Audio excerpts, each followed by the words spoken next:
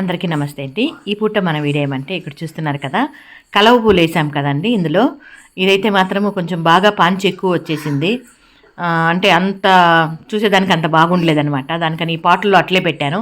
అట్లా కాకుండా ఏదైతే మనం రింగు పెట్టామో ఆ రింగులోకి ఎర్రమట్టి, బంకమట్టి, ఇసుక అవన్నీ కలిపి ఇందులో వేశాను. దాని తర్వాత ఏదైతే పాటలు పెట్టామో మనము ప్లాస్టిక్వి అవి తీసేసానండి. దాంట్లో ఇంకా తీసేసి ఈ విధంగా డైరెక్ట్గా పెట్టేస్తున్నాను. అప్పుడు చాలా బాగా వస్తుంది కదా అనిపించింది నాకు. ఈ పాటలో ఉంటే ఎన్ని రోజులకి అట్లే ఉంటుంది కదా అని.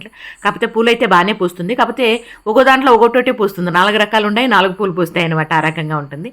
దానికని ఇట్లా ప్లాన్ చేసి ఈ రకంగా అయితే ఈ పని చేస్తున్నాం ఈరోజు. గార్డెన్కి చెట్లు కొనడం ఒక పెద్ద ఎత్తు అయితే దాన్ని మెయింటైన్ చేయడం ఇంకో ఎత్తు అయిపోతుందండి మనకి. అవునా కదా, మీరేమంటారు? ఎంత మంచిగా మనం మెయింటైన్ చేయగలిగితే అంత మంచిగా తోట బాగుంటుందన్నమాట. ఇది ఈరోజు మన చిన్ని వీడియో మీద మీ అభిప్రాయం తెలియజేస్తూ వీడియో కనుక నచ్చినట్లయితే లైక్ అయితే చేయండి అబ్బా. ఓకేనా? Thank you.